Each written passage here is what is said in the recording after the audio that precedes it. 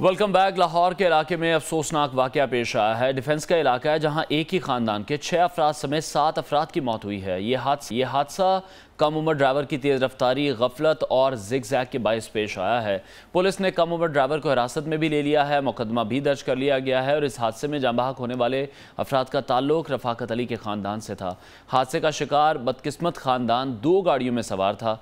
रफाकत अली अपनी फैमिली के हमरा बेटी के ससुराल DHA फेज़ 7 से वापस जा रहे थे जब ये हादसा पेश आया। हमारे कॉरेस्पॉन्डेंट बिलाल मिर्ज़ा ने हमें ज्वाइन किया है, उनसे इस हवाले से मज़ीद बात करेंगे। बिलाल, सबसे पहले तो डिटेल्स भी हमें बताइएगा इस हादसे से मुताल्लिक। उनके घर आप मौजूद हैं इस वक्त, लवाहिकीन का इस हवाले से क्या कहना है? जो हम देख रहे हैं इस बच्चे की वजह से अफसोसनाक वाक़या पेश आया है, लेकिन जो मुद्दई पार्टी है क्या वो अभी तक घर इनके पहुंची है, ताज़ियत के लिए आई है? क्योंकि हम देख रहे हैं कि गलती तो उन्हीं की है कि अगर बच्चे को गाड़ी उनकी तरफ से दी गई है।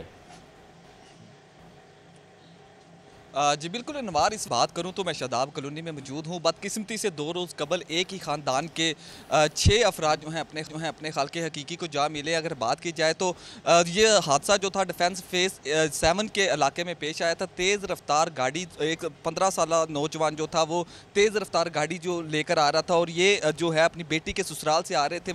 तो रस्ते में जो है गाड़ी हिट करने से एक ही ख़ानदान के 6 अफराद जो है अपने खाल के हकीकी को जा मिले। अगर बात की जाए तो पुलिस की जानिब से अफनान को जो है गिरफ्तार कर लिया गया था। उस पर जो है FIR भी दर्ज कर ली गई है। जो रफाकत अली मेरे साथ मौजूद हैं, उनकी मदयत में जो FIR भी दर्ज की थी। FIR में जो है तेज़ रफ्तारी और इस तरह के संगीन जो है दफात शामिल किए गए। रफाकत साहब मेरे साथ मौजूद हैं, हवाल उनसे जानते हैं कि अब तक क्या मुद्दई पार्टी इनसे रब्ता किया है, अब तक पुलिस की जानिब से इनके साथ कैसा कोऑपरेट किया जा रहा है। रफाकत साहब बताइएगा, पुलिस की जानिब से आपसे कैसा जो है ट्रीट किया जा रहा है? क्या अभी तक आपसे किसी ने मुद्दई पार्टी ने रब्ता करने की कोशिश की है या ताली आए? आप बहुत बड़े सदमे से गुजरे हैं। आपके फैमिली, आपकी मिसिस भी थी, बेटा भी था, बहू भी थी, नवासियाँ नवासे भी थे, तो अभी तक किस दामाद भी था आपका, तो क्या कहना चाहेंगे?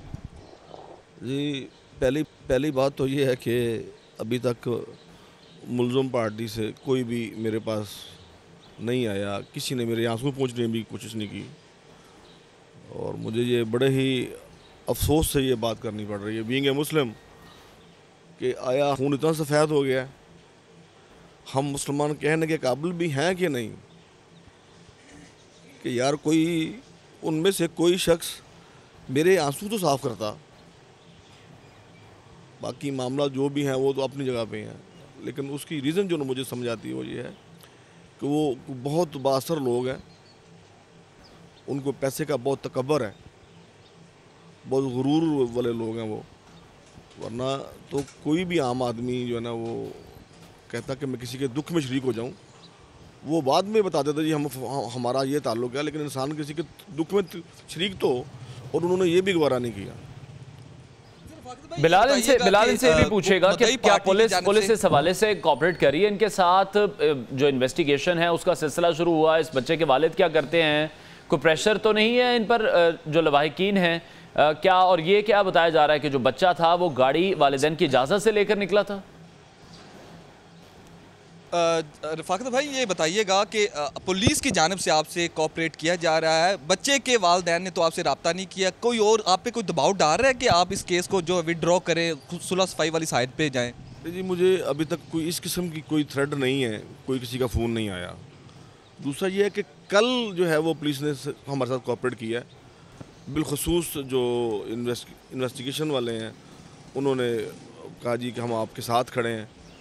कल का जो उनका बिहेवियर था उसमें काफ़ी चेंज थी, उन्होंने हमारी मर्ज़ी के मुताबिक वो FIR भी कटी, और अब मैं सिर्फ उम्मीद ये करता हूँ कि वो आइंदा भी ऐसे ही तामन रखें ताकि हमें इंसाफ मिल सके। क्योंकि होता ये है कि जब मीडिया का प्रेशर, इधर उधर से प्रेशर जाता है तो उस वक्त वो जो है ना वो अपना कोऑपरेट कर लेते हैं, और लेकिन बाद में जब वो ज़िम्नियों वाली बात आती है, जो उन्होंने नोटिस देने होते हैं, उसमें भी फिर गड़बड़ कर जाते हैं। लिहाजा मेरी ये रिक्वेस्ट है और मैं ये उम्मीद भी करता हूँ पुलिस से कि पुलिस ऐसे ही उसके बाद भी मेरे साथ ऐसे ही ताउन करेगी। सर फाकिर भाई, वो बच्चे का बयान जो है ना वो ऑन एयर किया गया, मीडिया पे चला है, आपसे पूछा गया, सेटिस्फाई थे, आपको इत्मीनान में लेके उन्होंने बयान दिया?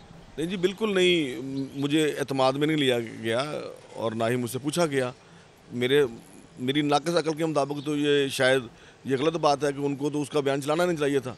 जब वो पुलिस की कस्टडी में है, अभी केस किस तरफ लगा नहीं, तो आप कैसे उसका इंटरव्यू चलवा सकते हैं? हुकूमती शख्सियत किसी ने आपसे रब्ता किया हो? किसी पुलिस में से ना किसी और ने, किसी ने नहीं किया। और मैं ये समझता हूँ कि ये हाई कमांड को इस पे नोटिस लेना चाहिए कि इन्होंने ये उसका इंटरव्यू भी कैसे क्यों चलवाया। फाखिर भाई ये बताइएगा, आप साथ ही थे तो थोड़ा सा वाकये से हमें जो तो शॉर्ट सा बता दीजिए कि ये वाकया कैसे पेश आया। मैं आपको शॉर्ट से बता देता हूँ कि हम वाई ब्लॉक फेज 7 से आ रहे थे और मेरे आगे मेरा बड़ा बेटा, जिसके अंदर मेरी वाइफ, मेरा दामाद, मेरी बहू और मेरा बड़ा बेटा जो ना वो ड्राइव कर रहा था, हसनैन। स्पीड ब्रेकर पे गाड़ी स्लो की है, वो स्पीड ब्रेकर से उतर के वो चौक में यूँ जा रहे हैं, हम स्पीड ब्रेकर ऊपर आ गए हैं। हमारी गाड़ी में हम लोग कल्टस में सवार थे, जिसमें मेरा छोटा बेटा ड्राइव कर रहा था, मैं था और मेरी 2 बेटी हैं। एक मेरी बेटी वो जो है ना वो जिसका हस्बैंड जो है ना वो जिसकी डेथ हुई है, और एक मेरी छोटी बेटी मेरे साथ थी। जब हम स्पीड ब्रेकर पे पहुंचे हैं तो बड़े बेटे की गाड़ी जो है वो चौक में चले गई। वो जा रहा है, ये मैकडॉनल्ड की तरफ से निकला है लड़का जो है, इसकी स्पीड मेरे ख्याल से वो 170-80 के करीब होगी। उसने इकरार भी किया इस बात। और इसने मेरे सामने मेरी बेटे की गाड़ी को हिट किया है और वो 40 फुट जाके दूर उसने इसको फेंका है। और वो क़यामत मैंने अपने सामने देखी है, जो मैं ज़िंदगी पर जितनी भी मेरी ज़िंदगी की सांसें हैं वो मैं नहीं भूल सकता। बिलाल ये भी पूछिएगा, कौन सी गाड़ी थी जो वो बच्चा ड्राइव कर रहा था? रफाकत भाई ये बताइएगा, वो किस गाड़ी में सवार, कौन सी गाड़ी पे था? तो उसको वो जब बैरियर क्रॉस कर रहा था तो क्या उसको नज़र नहीं आ रहा था? आउट ऑफ कंट्रोल हो गया था वहाँ पे? किसी भी किस्म के वहाँ पे इनकी अपनी सिक्योरिटी मौजूद नहीं थी?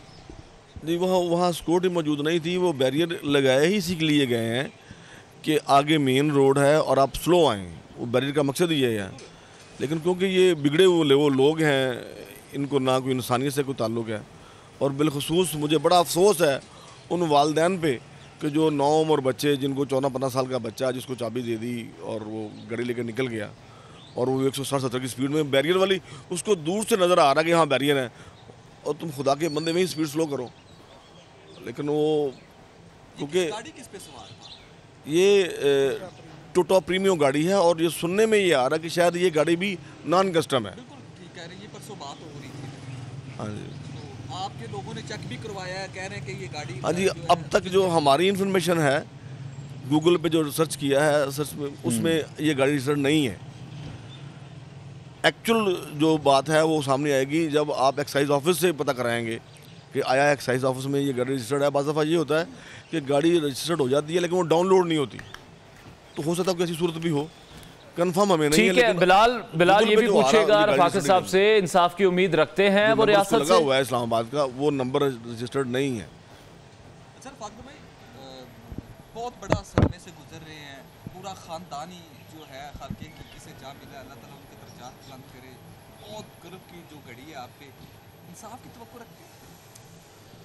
मुझे ना बड़े ही अफसोस से ये बात कहनी पड़ रही है कि कल पुलिस ने मेरे साथ कोऑपरेट किया है और मैं रिक्वेस्ट करूंगा कि वो आइंदा भी मेरे साथ तावन करें। लेकिन मुझे बड़े ही अफसोस से ये बात करनी पड़ रही है कि मुझे कल 4 चैनल वालों ने कहा जी कि सीएम साहब आपके पास आ रहे हैं आपकी दादरसी के लिए, और वो लोग इतने बासर हैं कि उन्होंने सीएम साहब को भी रोक दिया कि आपने वहाँ जाना नहीं, कि कहीं ये वहाँ जाकर कोई इंसाफ की यकीन दहानी ना करवा दें, कोई ऐसी बात ना कर दें जो कल को हमारे लिए नुकसानदेह हो। और मुझे सीएम साहब पे बहुत अफसोस है कि मेरी दुनिया उजड़ गई, 6 लोग दुनिया से चले गए और मेरे सर पे हाथ रखने वाला भी कोई नहीं है।